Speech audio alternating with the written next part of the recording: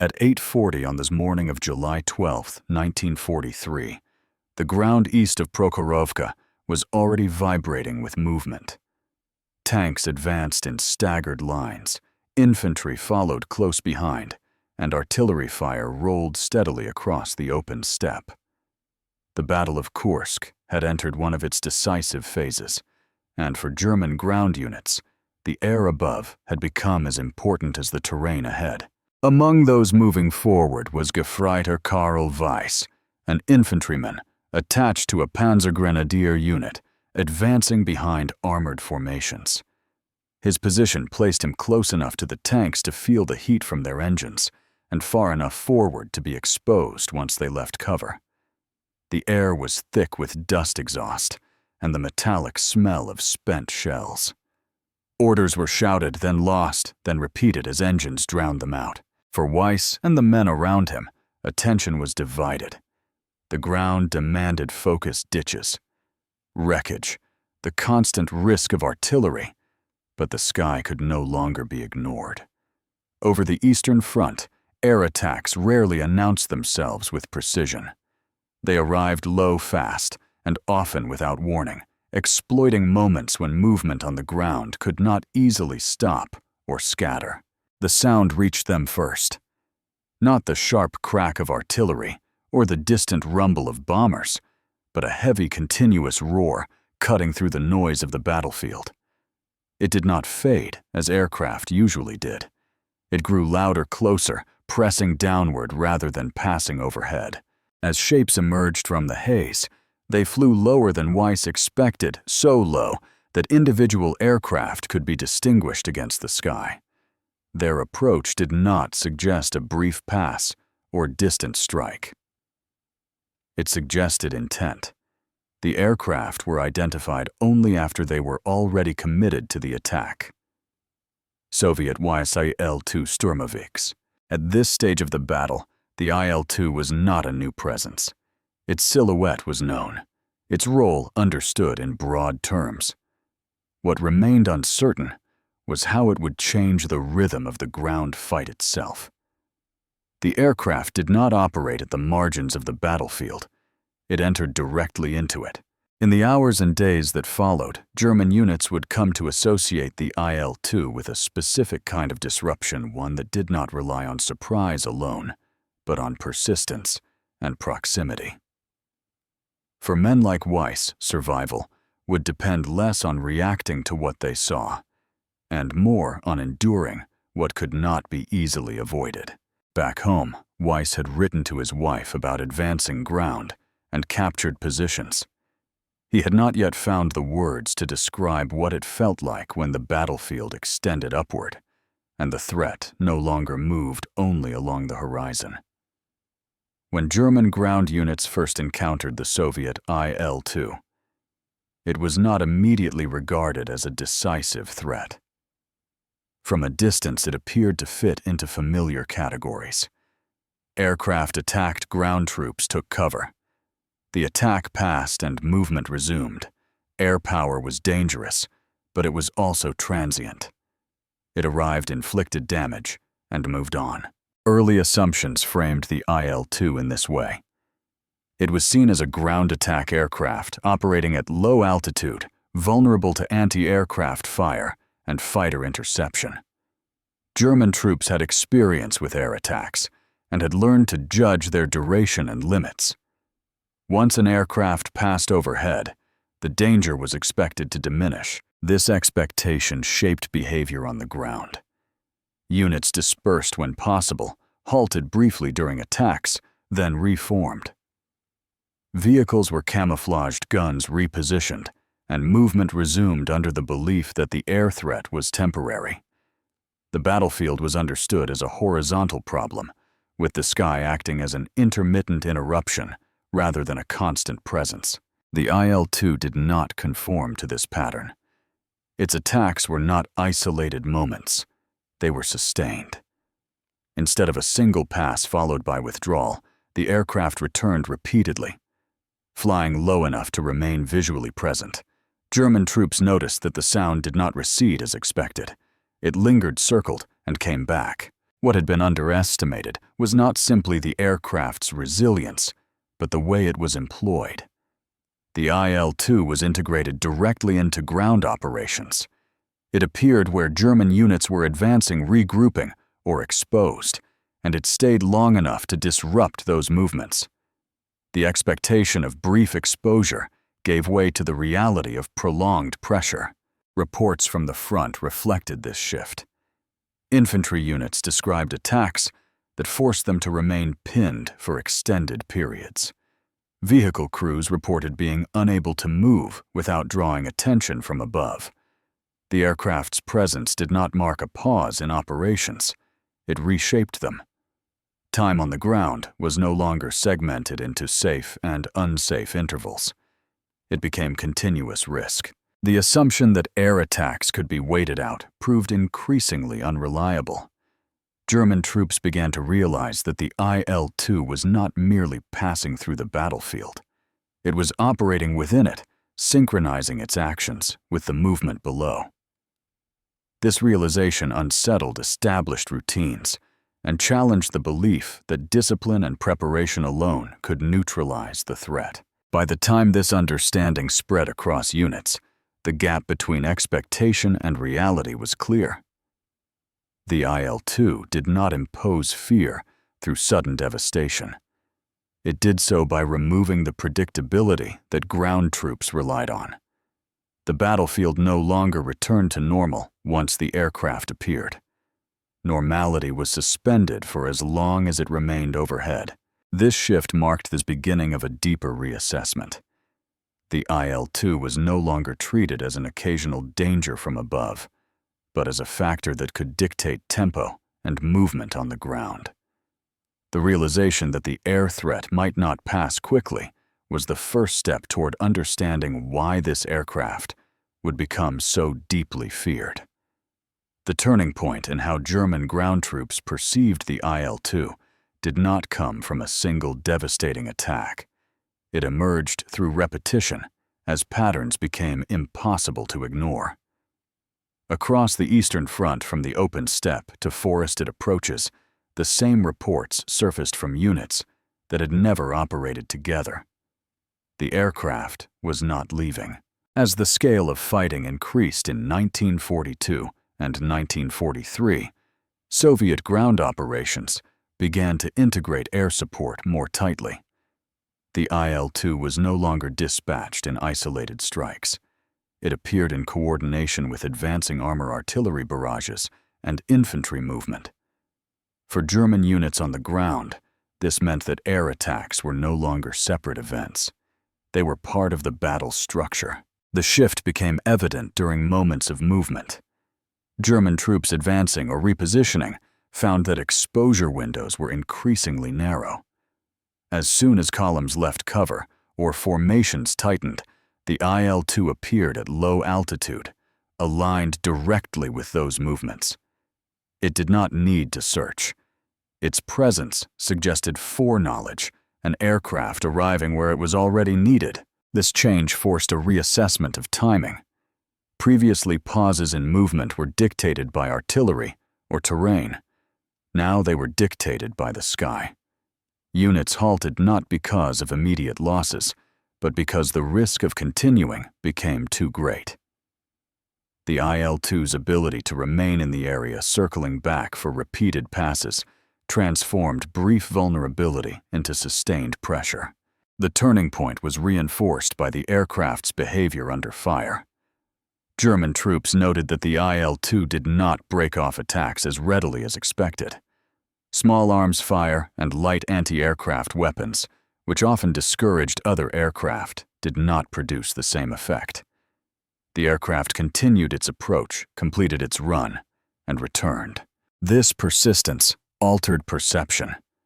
The Il-2 was no longer viewed as a threat that could be managed through discipline alone. Its presence demanded adaptation, yet adaptation proved difficult under combat conditions. Movement slowed. Formations became more cautious. Initiative was deferred. Reports from commanders reflected this change in tone. Where earlier assessments emphasized vulnerability to ground fire, later accounts focused on disruption. The aircraft was described as shaping behavior rather than simply inflicting damage. Its impact was measured not only in destroyed equipment, but in stalled advances and delayed actions. By this stage, German ground troops no longer treated the Il-2 as an occasional hazard. It was recognized as a factor that could decisively influence when and how operations unfolded. The realization marked a turning point. Control of the battlefield was no longer confined to the ground. It extended upward, and the Il-2 had become one of its most visible instruments. What made the Il-2 Sturmovik truly dangerous in practice was not the scale of destruction it caused in a single moment, but the way it compressed the battlefield for those on the ground. For German troops, the aircraft turned open space into exposure and movement into risk. Its danger lay in how it forced decisions to be made under conditions where few options remained. Ground combat on the Eastern Front relied heavily on timing. Units advanced in short bursts, paused to reorganize, then moved again. These pauses were essential. They allowed infantry to regain cohesion, vehicles to reposition, and commanders to reassert control. The Il-2 disrupted this rhythm. Its presence removed the predictability of when movement could safely resume. The aircraft operated at an altitude that kept it within constant view. German soldiers could see it approach, break away, and return. There was no sense of finality after an attack run. Instead, the aircraft remained nearby, circling or repositioning just beyond immediate reach. Each return forced troops back into cover, prolonging exposure to artillery and delaying coordinated action. For vehicle crews, the experience was especially constraining. Armored columns depended on momentum. Once halted, they became vulnerable to both air and ground threats. The Il-2 exploited this dependency. Its attacks targeted moments of movement, forcing tanks and transport vehicles to stop or scatter. Restarting under observation became increasingly difficult. Infantry units faced a similar dilemma. Dispersal reduced losses but weakened formation. Tight formations allowed control, but increased visibility from above. The Il-2 did not need to destroy entire units to be effective. It only needed to impose hesitation. Each pass narrowed the margin for decision, increasing the cost of every choice. The aircraft's persistence amplified these effects. Unlike brief airstrikes, the Il-2 stayed engaged long enough to influence outcomes beyond the immediate attack. German troops reported situations where operations stalled for extended periods, not because of losses, but because the aircraft remained overhead. The sound alone signaled that movement would be punished.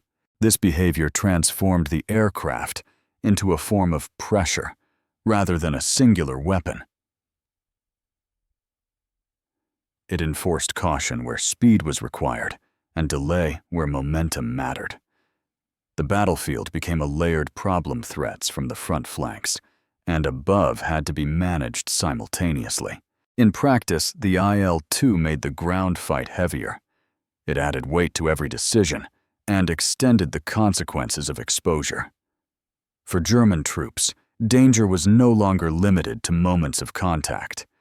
It persisted in the intervals between them. The aircraft did not dominate through spectacle. It dominated by staying close enough long enough to shape the fight itself.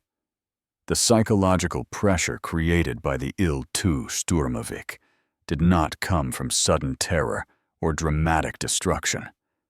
It accumulated gradually, shaped by anticipation and endurance. For German ground troops, fear was not tied to the moment of attack, but to the knowledge that the aircraft could return again and again without clear indication of when it would finally leave. The sound became a defining element of this experience. Long before the aircraft was visible, Its engine noise carried across the battlefield distinct from artillery or distant aircraft. It did not pass quickly. It lingered, fluctuating in volume as the Il-2 repositioned. For troops on the ground, this sound marked the suspension of normal action.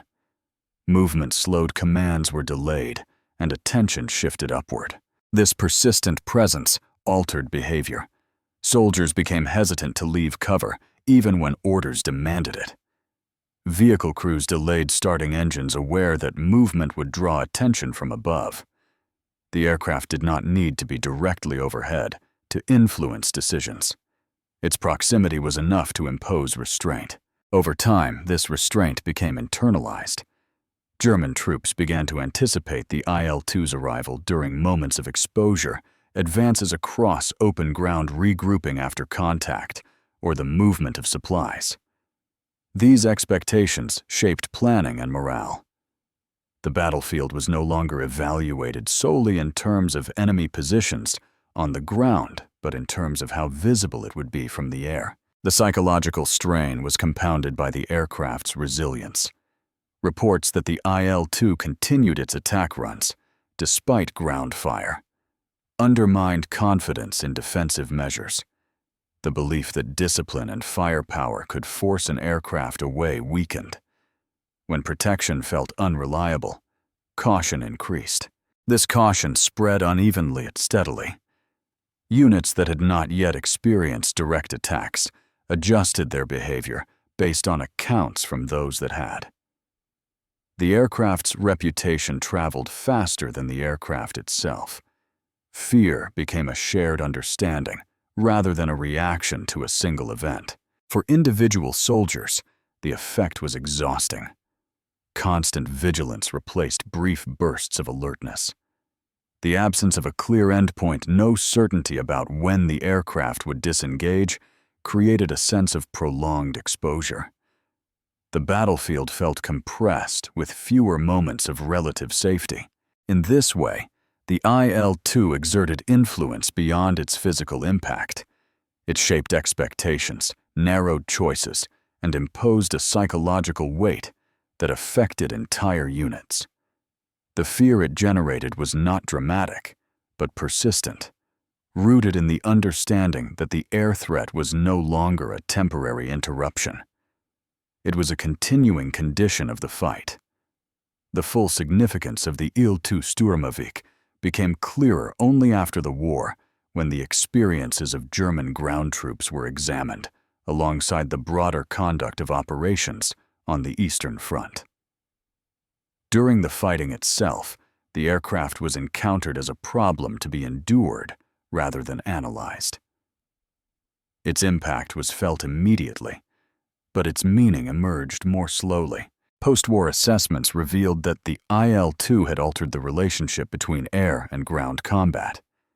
It demonstrated that air power did not need to dominate the sky to control the battlefield.